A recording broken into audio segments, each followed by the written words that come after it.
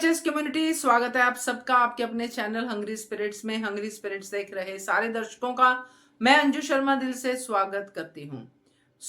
अनुपमा और ये रिश्ता क्या कहलाता है में आज के दिन सब लोगों ने पार्टिसिपेट किया है, सब ने अपने अपने रिव्यूज भेजे हैं, इसलिए मैं ज्यादा समय आपका नहीं लूंगी। आपके रिव्यूज आप सब तक जिन्होंने नहीं भेजे उन तक भी पहुंचाती हूँ ताकि सब लोग सुने कि ऑडियंस यानी कि व्यूअर्स क्या कहते हैं इन दोनों धारावाहिक के बारे में। चलिए शुरू करते हैं। पहले वही निवेदन, जिन्होंने अभी तक चैनल को सब्सक्राइब नहीं किया है कर लीजिए, साथ में दोस्तों बेल आइकॉन दबाइएगा ताकि आपको हमारे वीडियोस के नोटिफिकेशन मिलते रहें।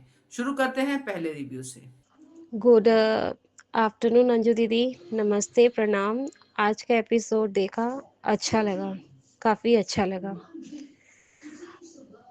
अनुपमा का मंदिर में प्रसाद मतलब जो प्रसाद बना के उनके पास लेके आना, संपत से टकराना और घर आके परी का ड्रेस बनाना, बहुत कुछ अच्छा लगा देखकर।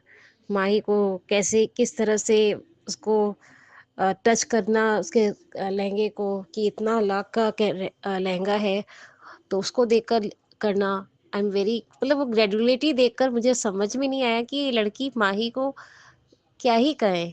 काव्य थोड़ी बहुत तो दोनों एक दूसरे के प्यार में थे, इसी वजह से उसने किया था, लेकिन माही को तो सच में कुछ अलग ही कहना चाहिए। और पर हमारी जो ईशानी है उसका करियर बनाने का ज़्यादा मन है, ये सब शादी वादी के चक्कर में वो रहना नहीं चाहती। तो ये चीज़ देखकर बहुत अच्छा लगा कि चलो वो अपनी माँ के जैसा नहीं बनना चाहती, बस माँ को बेवकूफ़ बना रही है। तो वो चीज़ देखकर समझ में आया कि थैंक गॉड कि अधिक वाला थोड़ा परवरिश उसके अंदर है। और देखकर सबसे ज़्यादा अच्छा लगा कि एक दूसरे को तैयार करके लेके आते हैं। और वो जब पापा वाला बात बोलती है पराग को, सबसे ज़्यादा खराब तब लगा जब अनुज और पराग एक साथ खड़े रहेंगे, तब किसको ज़्यादा प्यार करेगी वो मैं देखती हूँ उसको। अभी तो अनुज का आने का बातें चल रही है, अगर रियल में दिखा दिया गया तो ये रियलिटी है कि अनुज को ज़्यादा भाव देगी, अपने पॉप्स को वो अलग नहीं रखेगी। देखकर बहुत अच्छा लगा। अब देखते हैं आगे का स्टोरी और क्या क्या होता है। अभी तो मजा आ रहा है सीरियल देखने में। And bye ma'am, I love you too. बिल्कुल करेक्ट कहा महिमा आपने कि ईशानी अपनी माँ की तरह नहीं है, बिल्कुल नहीं है पाकी की तरह। स्मार्ट है पाकी से ज्यादा, ये बात तो है। तो उसने अपना रास्ता ढूंढ लिया है, जबकि पाकी सिर्फ बोल बचनी थी और ईशानी थोड़ी अलग ट्रैक पे जा रही है। तो आज की जनरेशन के हिसाब से और पाकी की जो नेचर है उसको समझ के ईशानी ने अपना रास्ता ढूंढ लिया है, माँ की तरह नहीं है। बहुत अच्छा रिव्यू महिमा, थैंक यू सो मच। आगे बढ़ते हैं। नमस्ते अंजू जी, नमन जी। ये अनुपमा के लिए मैं बहुत खुश हूँ। राही ने परी का जो मेहनत उसने कदर किया था वो बहुत अच्छी बात है। माँ ही इतना चालन, इतना ईर्ष्या। आई अंडरस्टैंड, एक तरफा प्यार होके भी दुख होता है के सामने, तो कहीं जली जाती अपने काल के हम काम के लिए या अपनी जो भी उसको करना है जिंदगी में, वो चली जाती करती, तो उसको भी सांस में सांस आ जाएगा और बाकी पे भी चैन से जिएंगे। फिर चोरी छुपे उसके ड्रेस देखते, फिर उसके अंदर से जलन होना, ये क्या है? इतना घटिया कौन हो सकता है? और गौतम, इतना घिरी हुई हरकत, रुद्र एक घटिया जैसे दिखता है। आई डोंट नो ये क्यों कर रहे हैं ये सब? अपने बदला के लिए इतना घटिया काम करने से पहले सोचते नहीं रहते क्या? अगर बैंड के साथ ऐसे ही करता है क्या वो? मैं भी इतना पागल हूँ, मैं गौतम के बारे में ऐसे सोच रही हूँ। इतना घटिया कौन है? मैं भी देखती हूँ, वो भी अच्छी तरह से सँभाल लेगी, क्योंकि बहुत चीज़ें माँ को मालूम है, बापूजी के मालूम है, पर रुद्र के बारे में कोई किसी को पता नहीं है। शायद she must have seen somewhere, कोई फ़ैमिलियर होगा, शायद टीवी में देखा होगा, कहीं यूट्यूब में देखा होगा, मीडिया में, सोशल मीडिया देखा होंगे, पता नहीं। सी देखो वो क्या काम करता है, पता नहीं। पहले वो उसने माया इस थल-थल में फँसा दिया था। फिर उसके बाद क्या हुआ, फिर उसके बाद जब अनुज के मिला था उस दिन वो रिसोर्ट में जो उनका वो एक्टिविटी था, वो कैंप कैंप था, चोटी का कैंप था। तो तब उसे मिला है, तो जो भी हो उसने इतना पीटा अनुज ने उसे, सही काम किया था। अभी वो फिर दूसरा जैसे मुझे ये अच्छा लगा, उसको आई थिंक अनुपमा ने सूँघ लिया कि ये ज़रूर गौतम का कुछ कनेक्शन है, उसने कुछ किया धरा है। मतलब she sensed some foul play, कोई घटिया काम हुआ है, कुछ चालबाज़ी या घटिया काम जो पहले से वो करते हैं ना कनेक्शन, जैसे विद्या और दादिसा। कई बार मुझे दादिसा विद्या का असिस्टेंट लग रहे हैं, जैसे जूनियर सीनियर असिस्टेंट जैसे लग रहे हैं मुझे। और ये तो कमाल है, ये मर रही है, उसको देखती है कि ये मैंने किया है, ये मैंने सेलेक्ट किया है। सेलेक्ट करने में मेहनत लगती है, पर उसने ड्रेस ही बना दिया है, वो कितना मेहनत होगा। अच्छा, वो उसने अनुपमा ने कहा कि दोनों बच्चे बैलेंस करते हैं, तो हमें समझने की ज़रूरत है। मैं मानती हूँ, एंड हमेशा शादी में कुछ ना कुछ हलचल आ ही जाता है। मेरी शादी में ऐसे भी हुआ था। मैंने खुद की दोस्त ने मुझे धोखा दिया था। मुझे पता नहीं था, पर मुझे वजह पता चला कि वो स्टुपिडिटी की वजह से मैंने उसे माफ़ कर दिया, क्योंकि मुझे अपने सास-ससुर के बारे में मुझे पता चला कितने अच्छे हैं, उनकी कदर कर पाई। सो घटिया काम में भी अच्छा काम हो जाता है।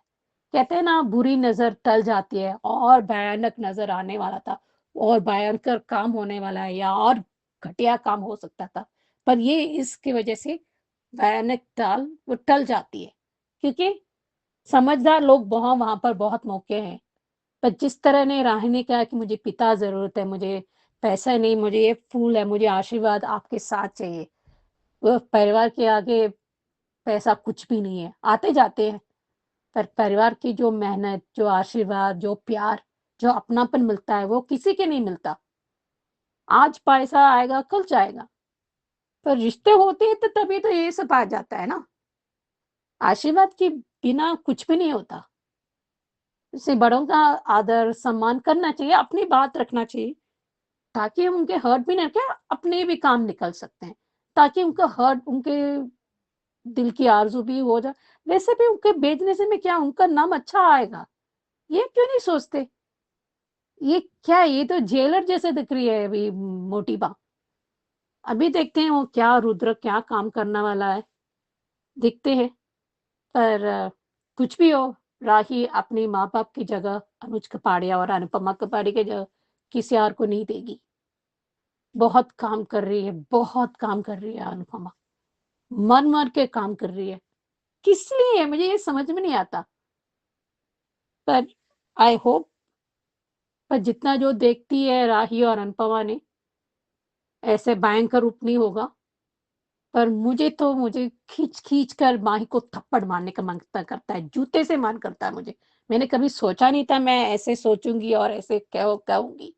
मुझे आज सच्ची में मुझे बहुत गुस्सा आ रहा है। क्या है? कितने घटिया गिर सकती है। इवन काव्या भी उसको एक झापड़ देगी अभी। उसको भी एक बुरा लगेगा कि ये इतना घटिया काम कर रही है अपनी बेटी। अभी देखते हैं अनुपमा क्या करती है। पर मुझे सब ठीक होगा, थोड़ा हिकअप्स होगा, पर सब काम ठीक हो जाएगा। देखते हैं आगे क्या होता है। अनुपमा ही जीतेगी। और आपने सही कहा अंजू जी कि ये गौतमी के कनेक्शन है। मुझे भी ऐसा लगा था, कुछ ना कुछ वो करेगा बदला, उसका अस्तित्व ही मिटेगा ऐसे कहते हैं। किसी का अस्तित्व कौन मिटेगा? जो जो बनाने वाला है कुदरत, उसके सामने ये सब नहीं टिक पाएँगे। बुराई में भी अच्छा मिलेगा, ये इस रूप में आ जाएगा। अभी सब प्रॉब्लम सॉल्व हो जाएगा, सब परेशानी के हल मिल जाएँगे, क्योंकि कान्हा जी वहीं रहते हैं जहाँ सच होते हैं, जो समझदारी दिखाते हैं, जो प्यार दिखाते हैं, किसी का दिल नहीं दुखाते ये लोग, सो उसके साथ ही रहता है। ये ईशानी तो बड़ी चालबाज़ी जैसी दिख रही है, वो किसी और के चक्कर कर रही है और किसी और के कर रही है, ये बहुत घटिया काम कर रही है, ये किसी का दिल टूटने वाला है। देखते हैं। Thank you. बिल्कुल सही कहा सुचि जी आपने कि रिश्ते जो है पैसे से कहीं बड़े होते हैं। बहुत अच्छे से आपने अपनी एग्जाम्पल के साथ बात बताई है कि जब कुछ होता है तो ये सब्र करना चाहिए कि इससे बड़ा हो सकता था, हादसा टल गया। तो आप बहुत पॉजिटिव अप्रोच रखती है Suchi ji, thank you so much. और रिव्यू भी बहुत अच्छा था, थैंक यू। आगे बढ़ते हैं। Hello Anju ji, Naveen sir and all my friends. आज का एपिसोड देखा। जब मैंने रिकेप वाला सीन देखा और माही को देखा और उसके जो ऊपर का ब्लाउज था लहंगे का, उसकी जो बाई देखी तभी समझ गई कि उसने राही का हल्दी वाला लहंगा पहना है, जिसकी वजह से प्रेम को कंफ्यूजन हुई कि ये राही है। राही शायद वॉशरूम गई होगी, इसलिए उसे आने में लेट हो गया। लेकिन अच्छा है, चलो अनुपमा ने देख लिया और कलंक लगने से बच गया। लेकिन सच में ये माही दूसरी काव्या और माया बन गई है। उसने अपना चेहरा जैकेट से ढक दिया था ताकि प्रेम देख ना पाए। आखिर दिखा दी ना अपनी औकात, है तो काव्या की ही बेटी, खून तो रंग लाएगा ही। काव्या के नक्शे कदम पर चल रही है, लेकिन फर्क ये है कि वहां पे वनराज काव्या से प्यार करता था, यहाँ पे प्रेम माही जी से प्यार नहीं करता, राही से करता है। इतनी बात इस लड़की को समझ में क्यों नहीं आते नहीं पता। ये लड़की एक तरफा प्यार में सबकी जिंदगी बर्बाद करेगी। जब सा हाउस में लहंगा आया था और जिस तरीके से उसकी नजर थी उस लहंगे पे और छू रही थी, तभी पता चल गया ये लड़की कांड करेगी। लेकिन इस कांड में अनुपमा के जो जख्म थे वो ताजा हो गए और वो जो उसका पेन था उस वक्त का, वो मैंने खुद ने उस एपिसोड को देखा है। बहुत ही हार्ट पेनफुल था वो सीन। जैसे माँ ने अनुपमा का घर तोड़ा, वैसे माही राही का रिश्ता तोड़ना चाहती है। सॉरी, पर कहना पड़ रहा है आज। घटियापन और हवस की इतनी ही आग है तो कोठे पे जाकर बैठ जाओ। सच में माही ने दोस्ती को कलंकित किया है। अब प्रेम क्या बोलता है वो भी देखना पड़ेगा। वसुंधरा जी, इतना भी झूठ मत बोलिए। आप अपनी पोती को घर लाने के लिए ये नाटक किया था कि तुम दोनों जो चाहे कर सकते हो, मैं तुम दोनों को रोकूंगी नहीं। और आज आपने राही का वो फॉर्म जलाकर ये साबित कर दिया कि आप ना राही को उड़ने देगी और ना ही प्रेम को। तो इतना शरीफ बनने की कोशिश मत कीजिए। जिस दिन प्रेम को पता चलेगा कि आपने राही का एडमिशन फॉर्म जलाया है, तब आप प्रेम का फिर से गुस्सा देखेंगे और आप खुद ही अपनी हरकतों से अपने पोते को अपने से दूर कर रही है।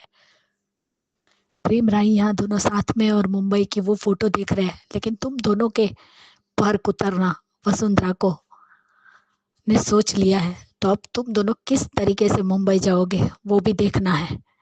और राही, तुम अपना कोठारी कोठारी करना बंद करो। तुमने खुद ने अपने पैर पे कुल्हाड़ी मारी है। तुम प्रेम की बात नहीं सुन रही हो, जबकि वो बचपन से उस घर में रहा है, हर एक के रग रग से वाकिफ है, खास करके अपने पापा और बा के। तो प्रेम की बात सुनो, हर बार अपनी चलानी जरूरी नहीं है। और लो, यहाँ पे भी वो प्रेम का बाप टकराया जो आया है, और सही था, गौतम ने ही इसे हायर किया है, क्योंकि वो सारी जन्म कुंडली निकाल रहा है राही और अनुपमा की, जिसकी वजह से वो उस बाप को मिला। और अनुपमा ने भी कहा मैंने आपको कहीं देखा है। तो शायद माया ने कोई तस्वीर दिखाई हो, देखते हैं। अब वो हल्दी में आया है, तमाशा कर सकता है नहीं करता है वो भी देखना है। अब इन सब से भी बेचारी अनुपमा को ही लड़ना पड़ेगा। हल्दी भी जब पिसती है तब भी वो अकेली ही थी, और हल्दी में कुछ गिरता है तो उसे डर भी लगा, और गौतम पे उसकी पूरी नजर है अनुपमा की भी। और परी ने बहुत ही ब्यूटीफुल लहंगा बनाया है। और क्या हुआ, सच तो कहा, स्कूटी पे इतना हैवी लहंगा पहन के कैसे बैठ सकती है। तो ठीक है ना, नॉर्मली कपड़े पहन के मंदिर गई, पूजा करके आई है, 2 रस्म कर लो, बाद में वो लहंगा पहनेगी, हल्दी उसी लहंगे पर लगेगी और फोटो भी उसी में खींचेगी। अनुपमा ने कुछ गलत नहीं कहा है। मान दोनों का ही रखा है राही ने, और रखना भी चाहिए। परी ने भी इतनी मेहनत की है तो उसकी भी मेहनत को खराब तो नहीं होने दे सकती, उसका मन भी नहीं दुखा सकती, ना ही वो अपनी दादी सास का और चाची सास का दुखने देगी, जैसा अनुपमा ने कहा। लेकिन माही ने जो हरकत किया है ना, सच में बहुत घटियापन है। इतने सारे लोग होने के बावजूद भी क्यों ये लोग माही पे नजर नहीं रख सकते। और बहा तो पागल ही हो गई जब 22-25 लाख का लहंगा बोला, और यहाँ पाखी जो राजा और ईशानी की बातें हुई और पाखी का कहना कि इसी तरह उसे दबा कर रखो, और वो इतनी सी भी इंटरेस्टेड नहीं है राजा के साथ में। और मुझे लगता है इसका बॉयफ्रेंड ऑलरेडी है ईशानी का, जिससे वो मिलने जा रही है।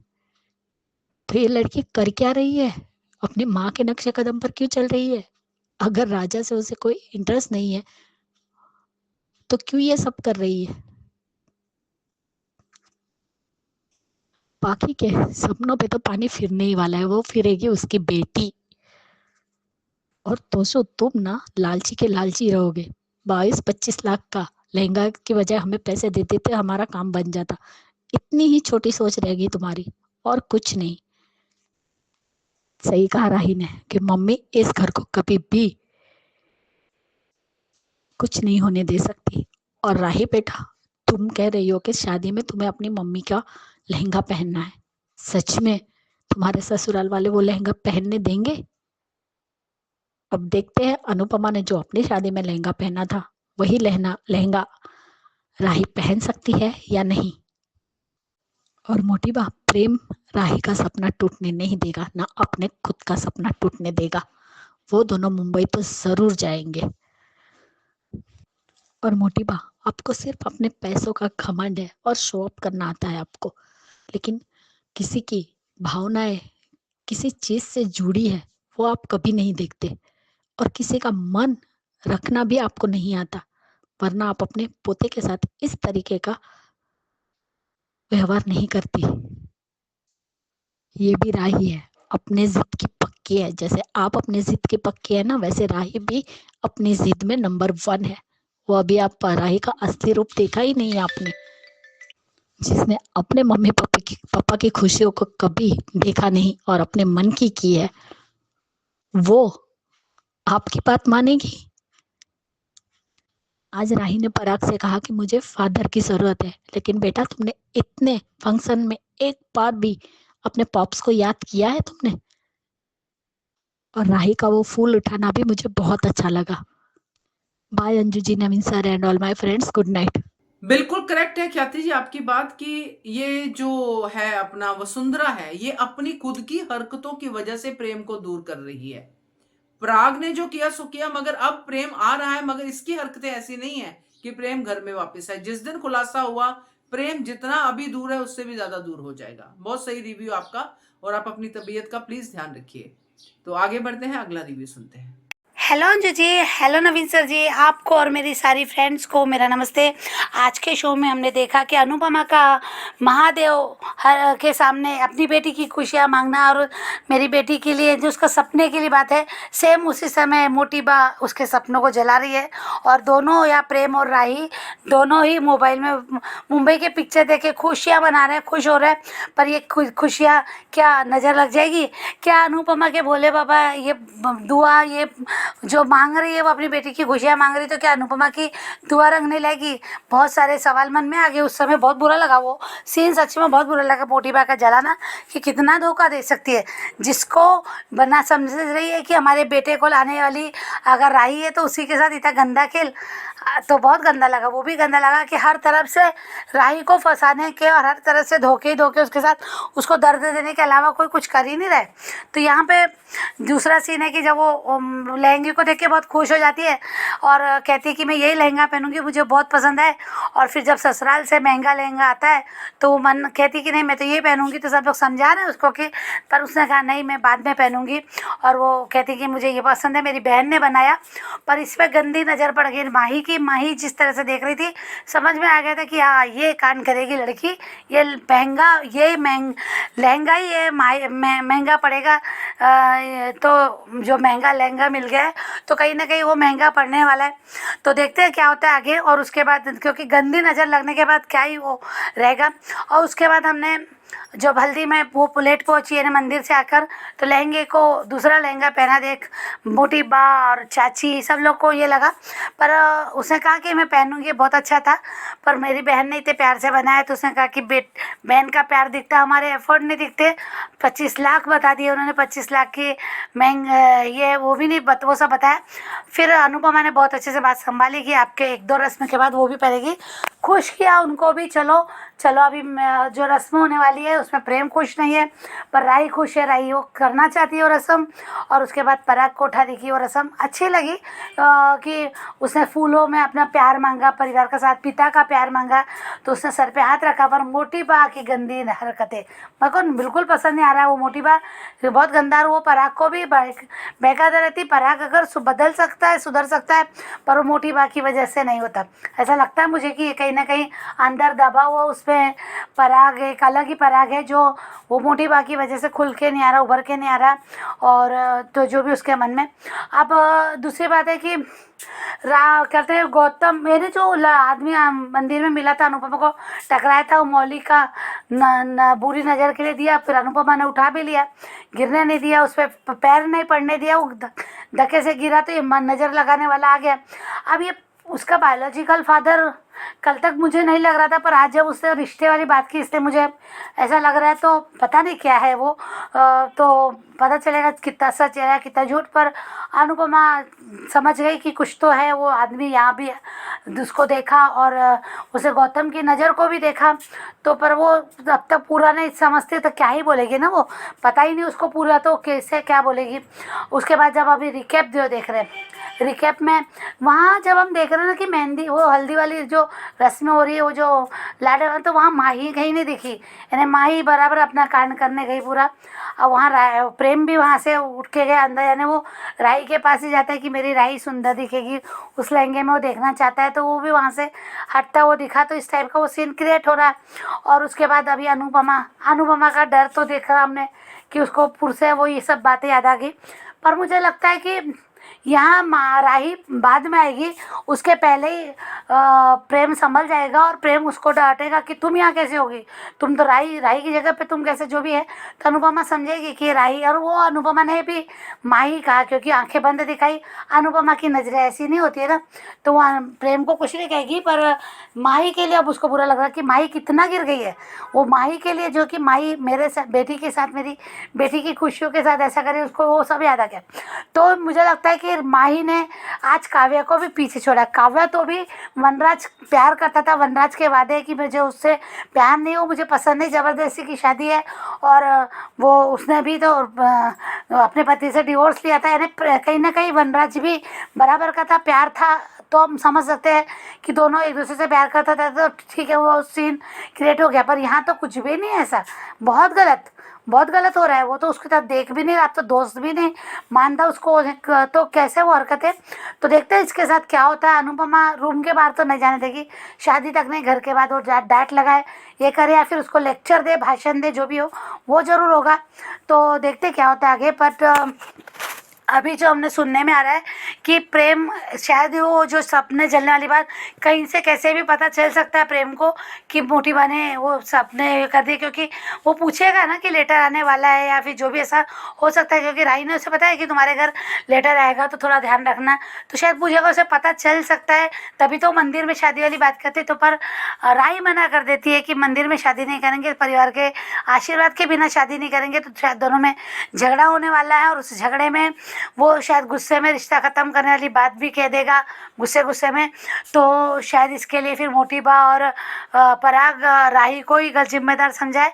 तो अनुपमा फिर बोलेगी संस्कार वाली बात कि मेरी बेटी के संस्कार परिवार के साथ, परिवार के आशीर्वाद के बिना शादी नहीं करना। और आपका जो बेटा जो भी कि आपके यहाँ के जो भी बोलेगी, वो शायद प्रेम को गलत पूरी तरह से ना बोले, पर बोलेगी जरूर ऐसा कुछ वो। तो ये होने वाला है, ये सीन बताया जा रहा है, बोला जा रहा है, तो कि ऐसा कुछ होगा।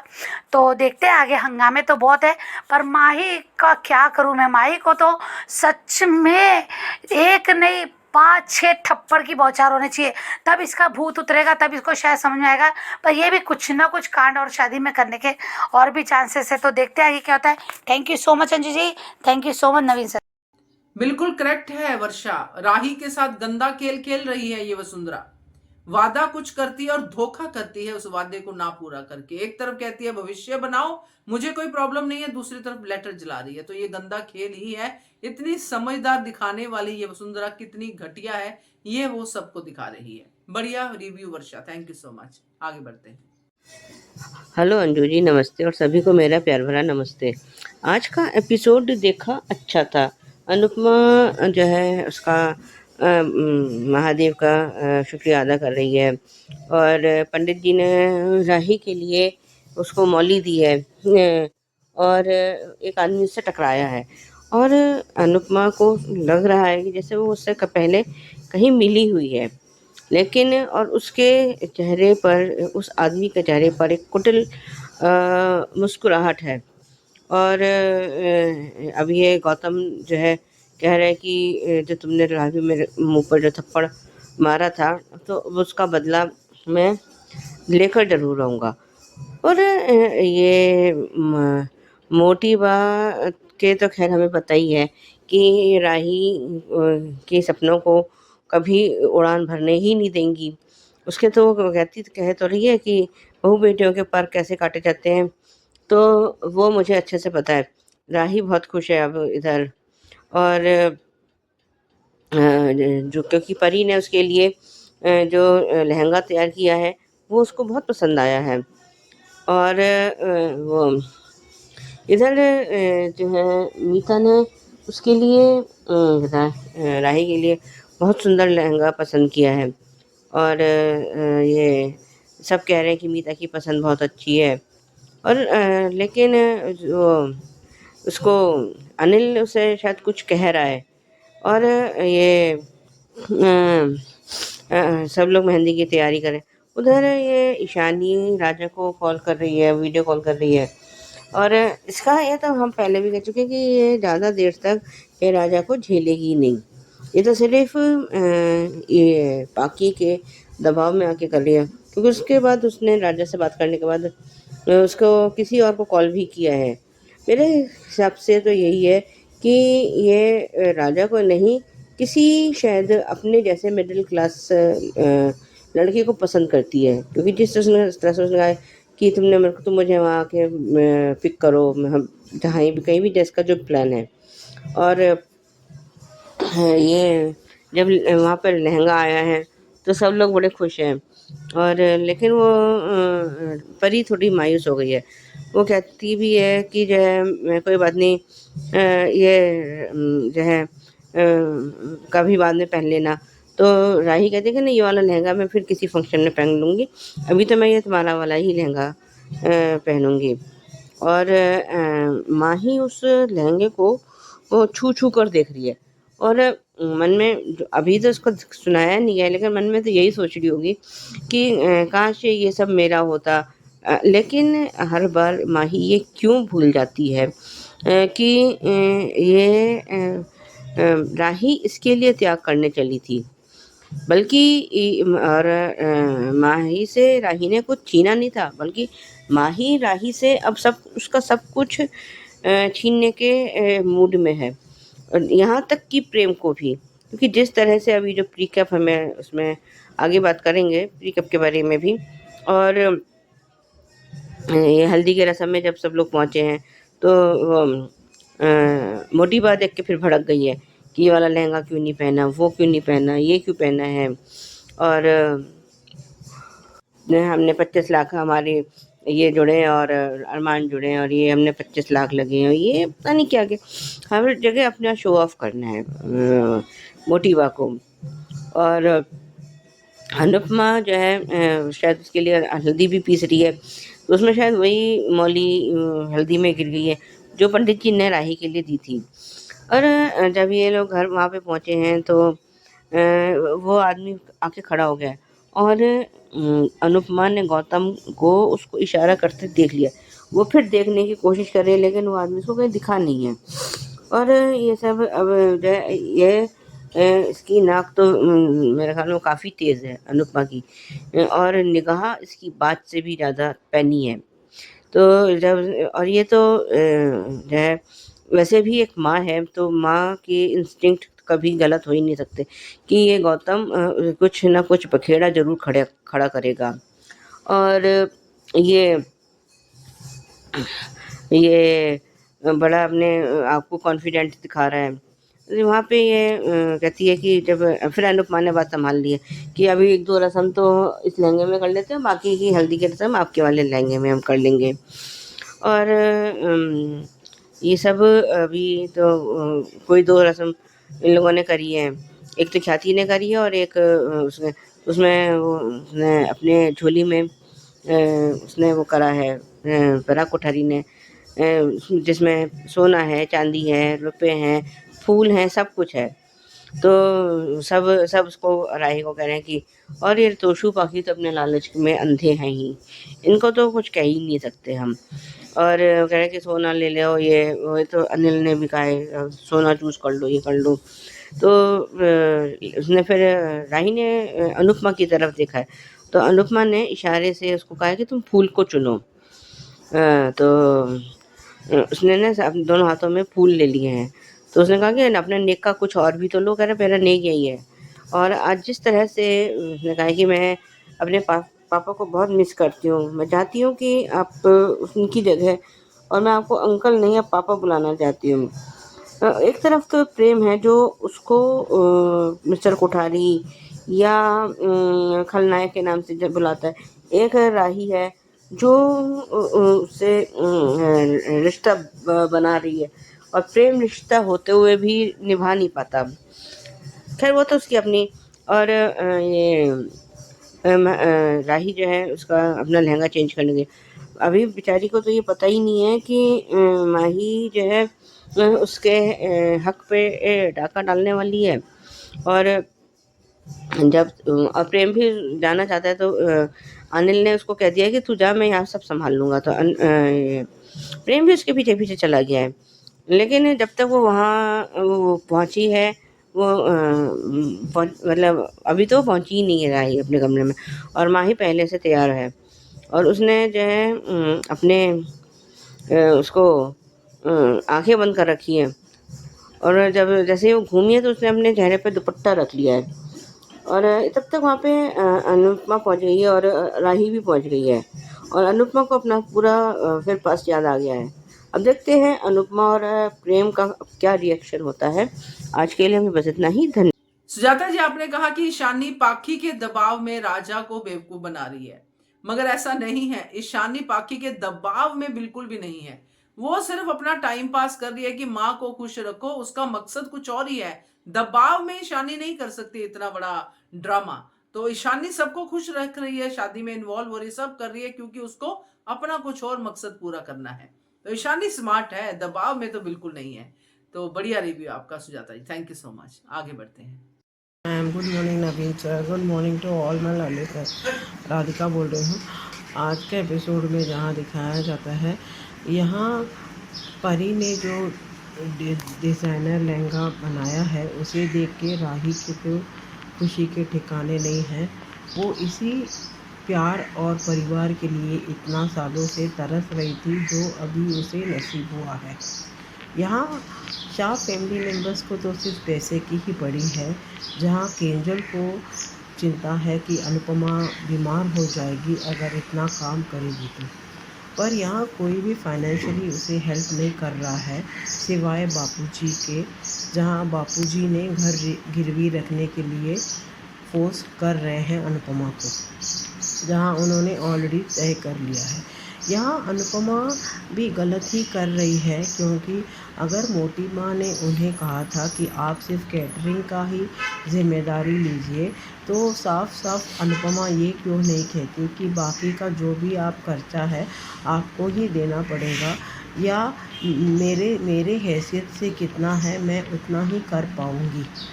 जिस तरह से डॉरी लेना गलत बात है, वैसे ही इस दहेज में शादी में इतना तामझाम में खर्चा करना भी गलत ही बात होती है।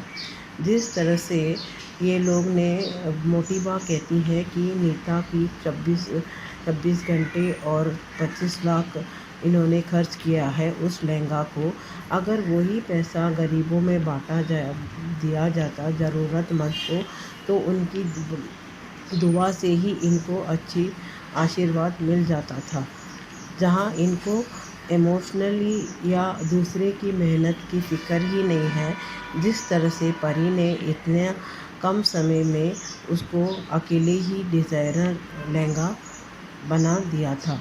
यहाँ लगातार कोशिश करती ही जा रही है पाखी राजा और ईशानी के रिश्ते को जोड़ने के लिए, जहाँ ईशानी शायद और किसी लड़के से भी प्यार करती है, जहाँ वो सबक सिखाना चाहती है पाखी को भी, जहाँ वक्त आते ही वो अपना डिसीजन ज़रूर बताएगी पाखी को।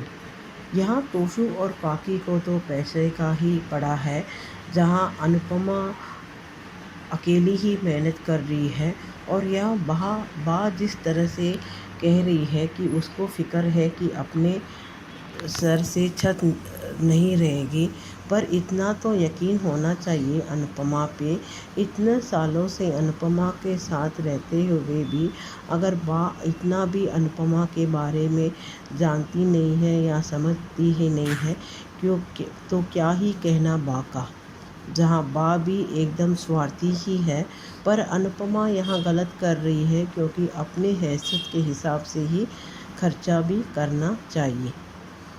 और यहाँ जिस तरह से गौतम भी अभी किसी आदमी को लेके आ गया है, जहाँ अनुपमा ने भी चौंक जाती है उस आदमी को देखते हुए। मुझे लगता है ये गौतम कुछ खेल खेलना चाहता है, जहाँ उसे पहली बार तो ये पता ही लगाया था कि राही एक अडॉप्टेड लड़की है। जहाँ उसे ये पता चल गया तो वो और किसी बेवड़े को लेके आ गया है राही का बाप बनाने के लिए, जहाँ हल्दी में हंगामा करने के लिए उसे आने के लिए कह डाला है। और जिस तरह से प्रेम भी इतना उतावला होता है, और जहाँ राही समझ के माही के साथ जिस तरह से हरकत रिकैप में दिखाई गई है, जहाँ माही ने ये चाल चली है। माही एक प्रोस्टिट्यूट से भी गिरी लड़की दिख रही है। प्रोस्टिट्यूट भी धंधे जो करते हैं कोटे में, वो भी मजबूरन कोटे में पहुंच जाते हैं, पर ये तो उनसे भी गए गुजरी है। और इतना सब कुछ देखने के बाद अभी अनुपमा को तो सख्त कदम लेना ही चाहिए। इतनी गिरी हुई हरकत जिसने अनुपमा के आँखों के सामने वो पुरानी याद आ गई, जहाँ वनराज और काव्या ने उसके ही बेडरूम में, उसके ही बेड में जो हरकत किया था। आज फिर से अनुपमा को वो याद आ गया जो वो कभी भी याद नहीं करना चाहती थी। आगे देखेंगे आगे की ट्रैक अनुपमा ये सब देखने के बाद किस तरह से माही से सख्ती बरतती है, और इस माही को तो धक्के मार के घर से निकाल ही देना चाहिए चुड़ैल माही। और ज़्यादा कुछ कह नहीं सकते ओपनली, पर ये एक बात तो बिल्कुल सही है, ये काव्या की बेटी भी है, जहाँ खून का रंग तो दिखा ही दिया उसने, पर ये एक प्रोस्टिट्यूट से भी वर्स्ट है। उन्हें भी कंपेयर नहीं कर सकते इसके साथ। आज के लिए इतना ही। Thank you. बिल्कुल सही कहा राधिका जी आपने। इसी बात का जो है प्रेम और राही को भी अफसोस है कि 25 लाख लहंगे पे लगा दिए, अगर गरीबों में बांटते तो दुआएं कहीं ज्यादा मिलती, उनका तो कोई मोल ही नहीं है। ये बात अगर समझ में आ जाए तो क्या ही बात है। तो बढ़िया रिव्यू आपका Radhika, thank you so much. आगे बढ़ते हैं। नमस्ते अंजू मैम, नमस्ते नवीन सर, और मेरी सभी फ्रेंड्स को रेखा सक्सेना की नमस्ते। आज के एपिसोड में एक माँ की चिंता अपनी बेटी के खुशहाल जीवन और ससुराल में आज़ादी को लेकर थी। अनुपमा में एक बात खास है, वो अपने अलावा सबकी चिंता करती है। और राही वो तो अनुज की लाडली है, अनुपमा की दुलारी है, तो उसकी चिंता तो सबसे ज्यादा होगी। ये बात अनुपमा ने सही कही कि जितनी अप्स एंड डाउन राही जैसे बच्चे के जीवन में आई, उतनी शायद ही किसी के जीवन में आई। कभी आश्रम में, कभी महलों में, कभी अमेरिका में, कभी फॉस्टर केयर में, कभी साइको मेगा के पास, कभी कातिल होने के इल्जाम, तो कभी आश्रम में छोटे छोटे बच्चों को पालती हुई। यानी 23-24 साल की लड़की के जीवन में सुख कम दुख ज्यादा, चाहे उसकी कसूरवार वो खुद क्यों ना हो। अनुपमा को डर कि कहीं कोठारी परिवार के प्रेशर में राही के सपने टूट ना जाएं। और वसुंधरा ने तो राही के पर काटने के लिए राही का एडमिशन टिकट ही जला डाला। जैसे बा और बनराज ने अनुपमा के साथ साजिश करके उसके पासपोर्ट को छुपाकर अमेरिका जाने से अनुपमा को रोका था। उधर गौतम राही से बदला लेने के लिए साजिश करता हुआ और एक आदमी को पैसे देता है। कौन है ये आदमी? क्या ये राही का रिश्तेदार है? क्या ये राही का बाप है? लेकिन बाप को तो अनुपमा पहचानती नहीं, उसको तो सिर्फ अनुज पहचानता है। फिर अनुपमा को क्यों वो जाना पहचाना लगा, या ये सिर्फ उसकी इंट्यूशन है? उधर कृष्ण कुंज में राही परी की बनी ड्रेस देखकर खुश और उसको हल्दी में पहनने का फैसला करती है। उधर उधर कोठारी परिवार में भी राही के लिए खूबसूरत 25 लाख का महंगा लहंगा पसंद किया गया। लेकिन प्रेम की इच्छा जैसे मोटीबा की मर्जी कोठारी हाउस में चलती है, वैसे ही राही की मर्जी उसके अपने घर में चले। लेकिन मोटीबा तो राही के पर कतरने की पूरी तैयारी कर ली है, और जब कोठारीस का लहंगा राही के पास पहुंचता है तो वह असमंजस में पड़ जाती है। लेकिन उसका फैसला कि मुझे और प्रेम को सिंपल शादी चाहिए जो रिश्ते और प्यार से भरपूर हो, इसलिए मैं लहंगा परी का बना हुआ ही पहनूंगी। लेकिन माही की नीयत खराब, और फिर प्री कैप का सच सामने आने लगा। जरूर माही ने यह लहंगा पहना होगा और प्रेम ने माही को राही समझ लिया होगा। क्या होगा इससे? क्या प्रेम माही की इस हरकत को देखकर माही से प्यार करने लगेगा? काव्या ने साजिश रची क्योंकि बनराज उससे प्यार करता था, लेकिन ये माही प्रेम को पाने के लिए बेशर्मी और नीचता के सबसे नीचे पायदान पे पहुंच गई है। और एक दिन वो सबकी नजरों के साथ साथ अपनी नजरों से, अनुपमा की नजरों से भी बुरी तरह गिर जाएगी। एक राही है जो परी की मेहनत का मान रखने के लिए उसका बना लहंगा पहन रही है। दूसरी तरफ माही है जो अपनी बहन के प्यार पर, सुहाग पर डाका डालना चाह रही है। उधर कोठारीस के घर हल्दी की रस्म के बीच राही का उसी लहंगे में आना और मोटीबा की नाराजगी, राही ने उनका महंगा 25 लाख का महंगा लहंगा क्यों नहीं पहना। लेकिन उनकी नाराजगी अनुपमा ये कहकर दूर करती है कि अभी सास ससुर की रस्म में ये परी वाला लहंगा पहन लेगी और हल्दी की रस्म में कोठारी द्वारा भेजा लहंगा पहन लेगी, और फिर सास ससुर से रिलेटेड रस्में शुरू। लेकिन प्रेम नाखुश, क्योंकि वो शायद ख्याति जी और पराग कोठारी के द्वारा कोई रस्म नहीं चाहता।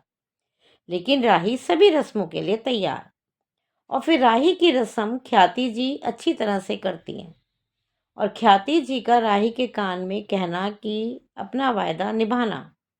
लेकिन मुझे ये आज अच्छा नहीं लगा कि राही पे अनावश्यक दबाव क्यों। कम से कम उसे अपना फंक्शन एंजॉय तो करने दो। मोटी बात हो, जो करेगी सो करेगी। ख्याति जी तो अभी से बेड़ियां डालने लगी। लेकिन शायद ख्याति जी की भी आखिरी उम्मीद राही है जो प्रेम को घर में रोक सकती है। और फिर ससुर की लाड़ लड़ाना की रस्म शुरू, जिसमें पराग अपने सिल्कन शॉल में बहुत सारे नोट, सोने चांदी के सिक्के डालते हैं और राही को एक ही बार में उठाने को कहते हैं। जहां शाह परिवार की लालची नजरें हीरे मोती, सोने चांदी पर, वहीं अनुपमा का इशारा राही को फूलों की तरफ। और वही हुआ। राही ने सिर्फ फूलों को अपनी हथेली में भरा और पराग के नेग लेने के कहने पर राही को अनुज की याद, शुक्र है राही को अनुज की याद तो आई, और वो कहती है कि मैं धन दौलत नहीं, प्यार और परिवार चाहिए, क्योंकि पैसा तो मैंने अपने पॉप्स अनुज के पास बहुत देखा था और खोया भी है। यहाँ राही एक बात भूल गई कि अनुज के पास उसे प्यार, परिवार और आज़ादी सब कुछ मिला था, जो उसने अपनी जिद में आकर खो दिया। लेकिन यहाँ उसे कुछ शर्तों पर ही मिलेगा और आज़ादी तो बिल्कुल नहीं मिलेगी। और पराग भी राही को अपने पिता को मिस करते देखकर राही के प्यार में अभिभूत होकर राही के सर पर हाथ रखते हैं। जहाँ पराग का प्यार अपनी बहू बेटी राही के सर पर, उधर गौतम के दिमाग में साजिश और अनुपमा को अनिष्ट की आशंका, क्योंकि वही शख्स उसे फंक्शन में फिर दिखता है। प्री कैप वही। आज के लिए इतना ही। Thank you very much Anju ma'am, thank you very much Naveen sir, thank you very much. बिल्कुल सही कहा आपने रेखा जी कि क्या मिलेगा माही को इस हरकत से? प्रेम का प्यार नहीं, प्रेम का प्यार तो नहीं मिलेगा। और दूसरी तरफ ये भी आपने बहुत अच्छे से कहा है कि परी अपनी बहन के लिए यानी कि राही के लिए कितनी मेहनत कर रही है, उसकी शादी से कितनी खुश है। दूसरी तरफ माही है जो उसके सुहाग पे डाका डाल रही है। बहुत अच्छा review Rekha ji, thank you so much. आगे बढ़ते हैं। Good morning Anju ji, Naveen sir और माय लवली फ्रेंड को गुड मॉर्निंग। सुबह का प्यार व नमस्ते अंजू जी, नवीन सर। आज के एपिसोड अच्छा था। वो जो मिला है अनुपमा को, संपत है, माया का पति था। वो अनुपमा संपत कभी देखा भी नहीं है। अनुपमा कैसे पहचाना है? अनुज देखा है उसको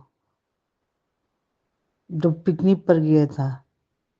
फिर उधर से आया था अनुपमा घर पर, तो 25 लाख का लहंगा था। वो लहंगा को सब लोग बात तो बोलते हैं, अरे हाँ 25 लाख लहंगा हम लोग यहाँ पर गिरवी घर पर रखना चाहते हैं। फिर उधर से आया था, फिर लहंगे के लिए परी ने बनाया, अच्छा लगा उनको, वो भी अच्छा था। उसको राही ने बोला मैं परी का पहनाऊंगी, उसका फिर से दूसरी बार पहन लूंगी।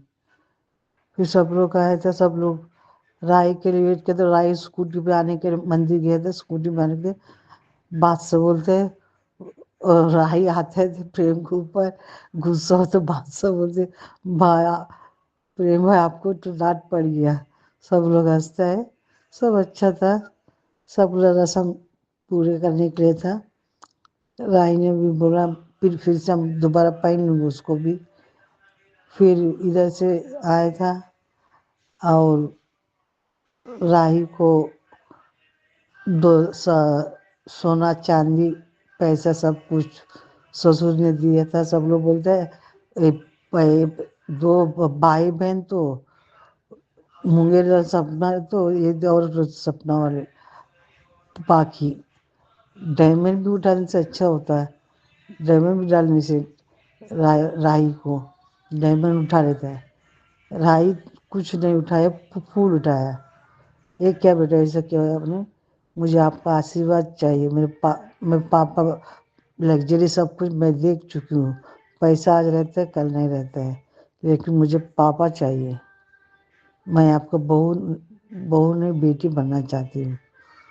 मुझे आपको बेटी बनना पापा बोलना चाहती हूँ।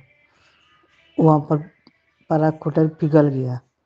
मैं फैमिली चाहती हूँ, वो पिघल गया।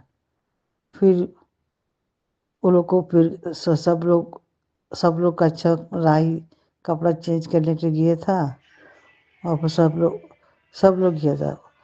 फिर कल वो एपिसोड आएगा, आज उसको बोलने की ज़रूरत भी नहीं है। अनुपमा के पूरा जनकम ताज़ा हो गया, राही भी देख लिया, माही अंजू जी आज सुबह के लिए आपने बिल्कुल सही बोला है। माही तो दिन के दिन और बिगड़ती जाती है। फिर उधर ऑल माय लेडी फ्रेंड को मेरा रेखा जी, ख्याति जी, राधिका जी, वर्षा जी, सुजाता जी, सुचि जी और बकुला और महिमा सब लोग को प्यार भरा नमस्ते। आप सब लोग स्वस्थ रहे, ठीक रहे। ख्याति जी आप अपना ध्यान रखिए, प्लीज़ टेक केयर। आप 2 दिन बाद भी आपको ऑडियो भेज सकते हैं, लेकिन पहले आप रेस्ट लीजिए। आपको भी चक्कर, मैं भी आगे अपना मैं ऐसे ही 10 दिन पड़े रहती हूँ, पड़े तो सीरियल भी नहीं देखा था। आप प्लीज रेस्ट लीजिए ख्याति जी, माय डियर ख्याति जी। राधिका आप भी अपना ध्यान रखिए, माइग्रेन का प्रॉब्लम बहुत है, मेरा भी माइग्रेन का प्रॉब्लम चलता है। आप मेडिसिन लेकर टाइम पर सो नींद लीजिए। थैंक यू, आज के लिए इतना ही। बहुत अच्छा रिव्यू जया जी, बहुत मजे ले लेके आपने पूरे एपिसोड को बताया है। और बादशाह वाला आपका जो कहना है डायलॉग के बारे में बहुत अच्छा है, आपको हंसी आई, हमें भी आपकी हंसी सुन के हंसी आई। बढ़िया review, thank you so much. तो ये थे दोस्तों आज के अनुपमा के रिव्यूज। अब सुनाती हूँ ये रिश्ता क्या कहलाता है के रिव्यूज। नमस्ते अंजू जी, नवीन जी। ये रिश्ता क्या कहलाता के लिए अ, मुझे बहुत खुशी हुई। अ, अभिमान एक दूसरे के साथ मिलके अपनी परेशानी दूर कर रहे हैं। विद्या माँ से उनसे बात करने के लिए कहा, उन्होंने कहा वो समझाती है, पर समझती है, पर शायद झूठ है। सो वैसे भी आके वो अबीरा से बात करते तो हमने सोचा कि वो सुन लिया है कि ये दोनों बात करें, दैट इज़ दादी साहब उनके असिस्टेंट, पोटेंशियल एबल असिस्टेंट विद्या जी, वो बातें सुन लिया होगा। हमने सोचा था, वैसे हुआ नहीं। पर तुमको क्या है वो माइंड ऑफ बिज़नेस, मतलब आपने वो उनको वो क्रिमिनल एक्टिविटी को कवर अप करने के लिए और क्या है, वो उनको तो यही काम है। तो जब बाद में उनको साथ है तो उनका आवाज़ मिला था। आई मीन समझती हूँ कि ये सब झूठ की बुनियाद में कर रहे हैं। जाओ फिर से क्या इनसिक्योरिटी है? अपने प्यार पर, अपने बेटे पर विश्वास नहीं कर सकते तो तुम क्या रहे हो? वो अपने बेटे के साथ सालों-साल, उसको विद्या जी को शादी के बाद पता चला होगा। उसके बाद ही ये सब होगा, उन पर उसने बड़ी गलती है कि उसने झूठ बोला है। ये बहुत गलत बात है कि अगर वो कोशिश करती, बार-बार मिला के कुछ करती, एटलीस्ट वो एथिकल हो, वा जिनके पास एथिकल्स नहीं है, वो खुद कर से अलावा दूसरों के बारे में सोचते ही नहीं हैं, तो उनसे क्या उम्मीद कर सकते हैं? ये बहुत ही बेहुदा काम किया है। उनका कोई एथिक्स ही नहीं है, सिर्फ़ क्या है? कितना घटिया इंसान। और रोहित, किस हक से मैं अबीरा को मैं माफ़ नहीं कर सकता? एक्सक्यूज़ मी, आप अपनी माँ को माफ़ नहीं करना चाहिए क्योंकि उसने ये इतना घटिया काम किया है कि उसने झूठ बोला है अरमान को कि उसकी माँ-बाप नहीं बची। वो क्या था? रोहित एज़ यूजुअल अपनी विद्या माँ की तरह है कि बिना सोचे-समझे पूरी बात तो सुन लेते, पूरे अभिलाष से पूछ लेते, "तू ये ऐसा क्यों हुआ? क्या हुआ?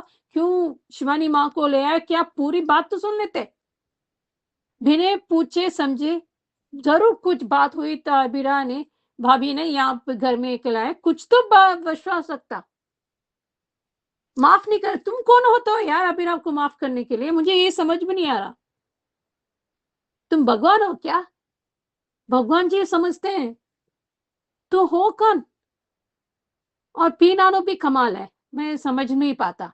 आई कैन अंडरस्टैंड अभी ने एक पहले शादी करता है, बाद में ये करता है, फिर ये मैं डेट पर लेकर जाता है। कनेक्शन समझ में नहीं आता। उसको चारू के बारे में सोचा है, तो चारू जो कि अपनी इससे खुशी एटलीस्ट कियारा को देना चाहिए, एटलीस्ट थोड़ा-सा अपनी गलती को सुधार लेती, तो इसलिए ये सब कर रहा है। पर अभीरा को तो पीनानो को तो समझ लेना चाहिए कि क्या कर रही है, क्यों कर रही है, ज़रूर कुछ बात होगी। कुछ तो विश्वास होते तो बात कर लेते।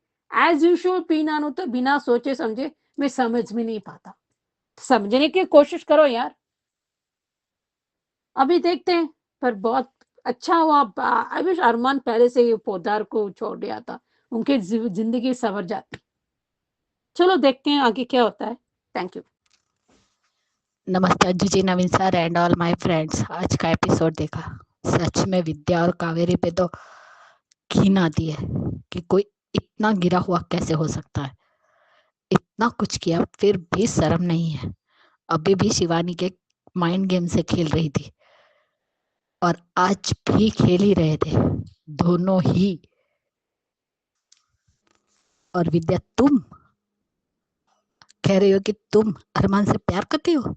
लेकिन एक बेटे को उसके माँ से इतना दूर रखा, जब तुम्हें पता था कि वो जिंदा है फिर भी तुमने ये बात छुपाई और खुद को माँ कहती हो।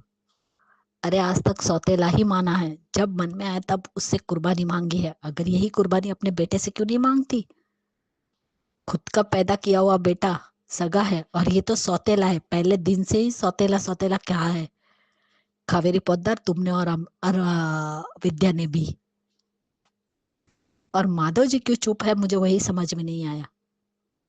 कुछ तो हिम्मत दिखाते, ये तो पता करते कि आखिर आपको झूठ किसने बोला कि वो मर चुकी है। पुलिस वाले होने के बाद फायदा क्या है आपका? सच में अबीरा ने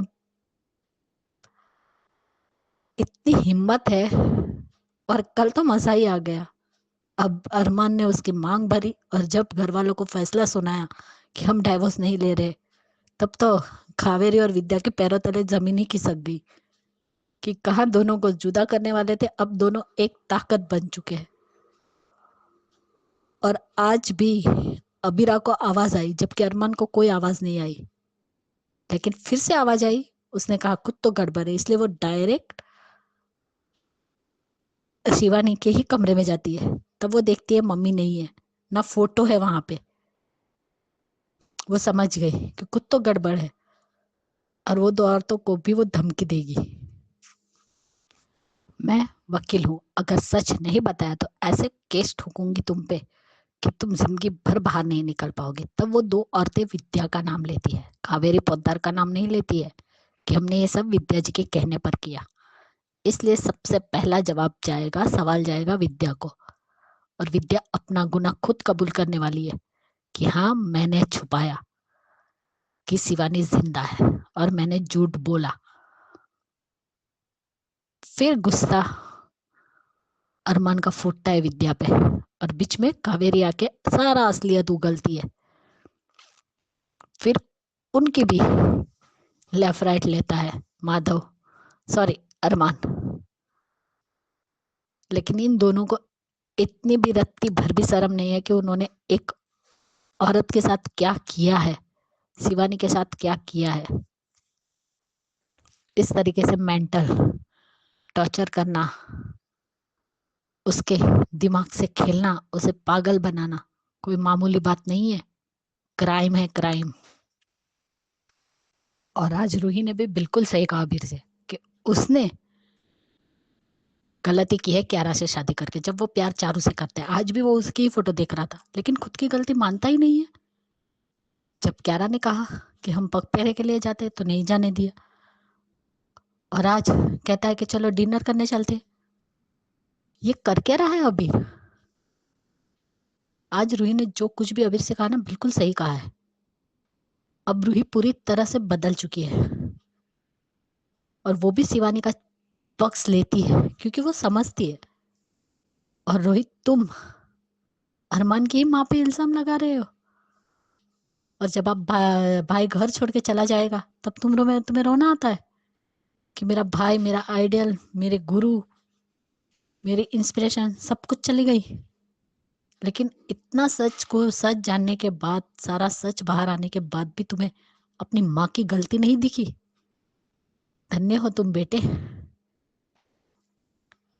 तुम्हें शिवानी की गलती दिख रही है लेकिन तुम्हारी माँ का जो सारा सच बाहर आया, तब तुम क्या कहोगे? और अब मनीष गोयनका ने बिल्कुल सही कहा, ये लड़का क्या करता है समझ में नहीं आता है, दिमाग खराब हो चुका है। कुछ भी, जब तुम क्यारा से प्यार ही नहीं करते हो तो कैसे प्यार कर पाओगे?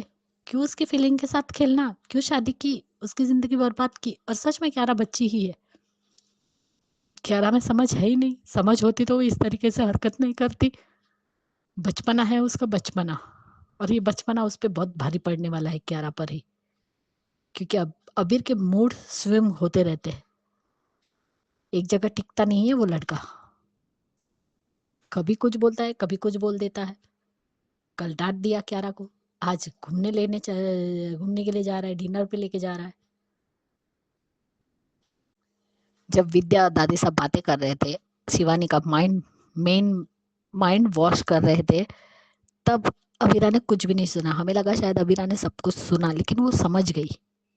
इसलिए उसने पूछा भी कि आप लोग माँ से क्या बात कर रहे थे, लेकिन उन लोगों ने जवाब नहीं दिया। लेकिन वो समझ गई कि उनके दिमाग के साथ खेल रहे थे ये लोग। आरके का फोन आया था, वो शिवानी को देने आई थी। शिवानी फोन लेके अपने कमरे में चली गई और अपना सामान भी पैक कर लिया जाने के लिए, और झूठ भी कह दिया डर के मारे कि मैं हरिद्वार जा रही हूँ, मेरी इच्छा थी। लेकिन वो भी अबीरा है, सब समझती है कि कौन किस वक्त क्या कर सकता है। और वो समझ गई कि ये मम्मी के शब्द नहीं है, कावेरी और विद्या के हैं। बिल्कुल सही कहा संजय बंसल, अबीरा है वो डाइवोर्स तो होगा ही नहीं, और वो इस घर में वापस आएगी और अरमान की पत्नी भी बनेगी।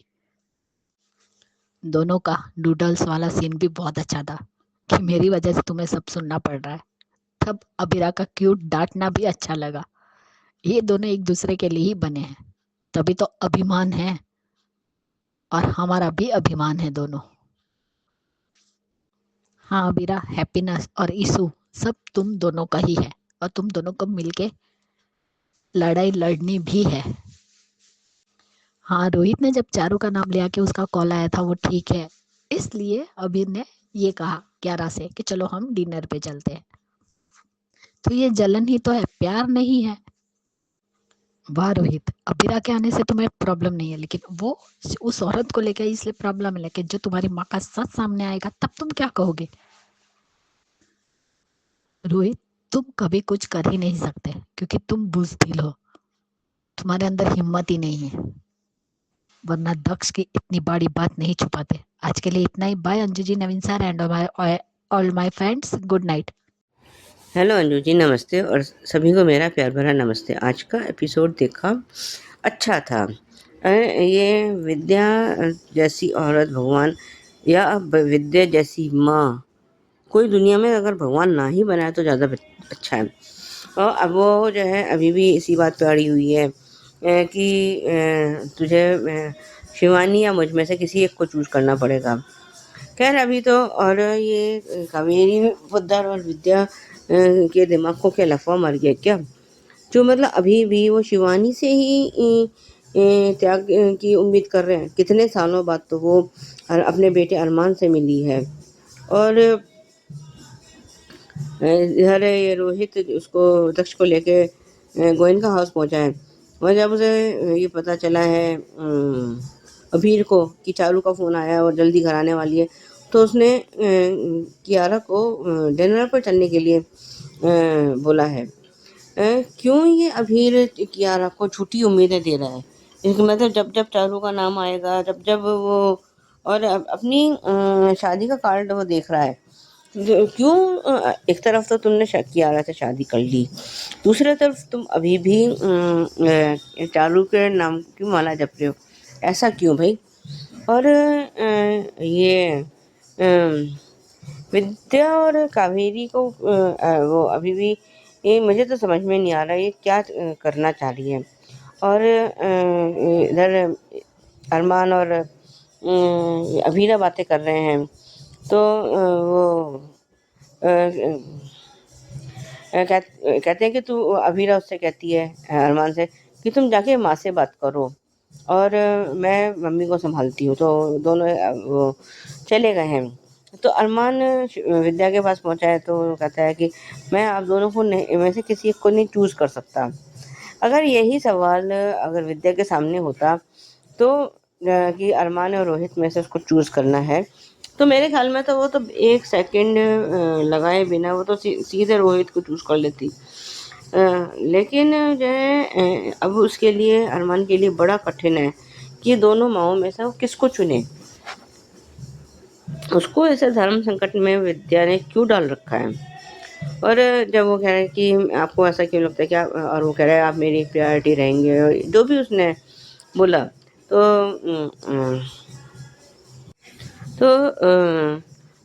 अभी तो उसने फ़िलहाल के लिए मान गई है विद्या। लेकिन जो है जब वो कमरे से चला गया है, तो और कितनी गंदी शक्ल बना कर बात करती है ये, कह रही है कि सॉरी बेटा, और उसको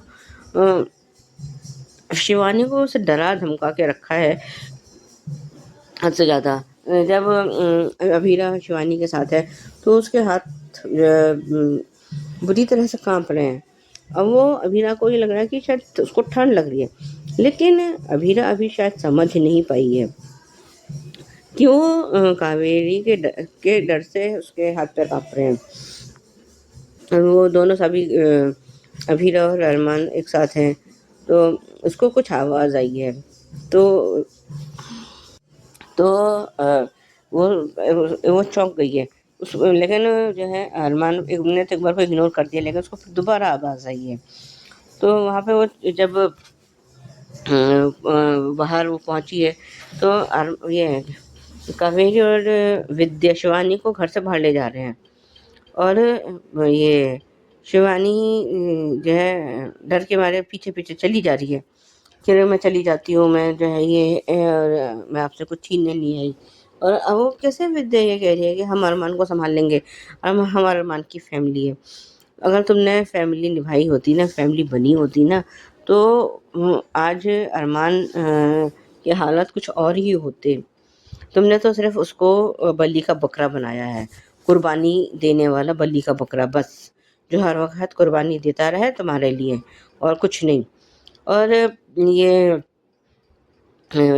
जब ये विद्या छुप गई है, जब ये दोनों आवाज़ लगा रहे हैं, तो जब उसने अभीरा ने देखा कि शिवानी अपने रूम में है ही नहीं, तो ये सब जो है अब ये जब इतने में अभीरा पहुंच गई है, जब 2 लेडीज़ उसको ले जाने आई हैं शिवानी को, तो और जब शिवानी ने इसके कावेरी पुत्र की तरफ जब देखा तो उसने कैसे अपने गुस्से में ये कह दिया कि किसी को कुछ नहीं बताना। तो उसने फिर बहाने बना दिए हैं कि मैं वहाँ जाना चाहती हूँ ये। और अभी तो अभीरा जो है देखते हैं अभी क्या करती है, लेकिन ये शिवानी को तो अभी जाने नहीं देगी इन लोगों के साथ। और ठीक है, खैर अभी वही पुराने वाला था। आज के लिए भी बस इतना ही। धन्यवाद। Thank you so much Suchi ji, thank you so much Sujata ji, और थैंक यू सो मच ख्याति जी आपके इतने अच्छे अच्छे रिव्यूज के लिए। एपिसोड चाहे कितना भी हो, मगर आपके रिव्यूज बिल्कुल स्टिक होते हैं एपिसोड के ऊपर, और जो गलत है सो गलत है। बढ़िया रिव्यूज। तो ये थे दोस्तों आज के रिव्यूज, कैसे लगे आपको? और आपने भी अगर भेजना है तो नंबर नोट कर लीजिए, नंबर है 9833155523। इस नंबर पे भेजिए। बनिए हिस्सा एचएस कम्युनिटी की आवाज का। Keep watching Hungry Spirits channel. Thank you so much. Subscribe to our channel by clicking the subscribe button. Click the bell button and enjoy the latest uploads from our channel.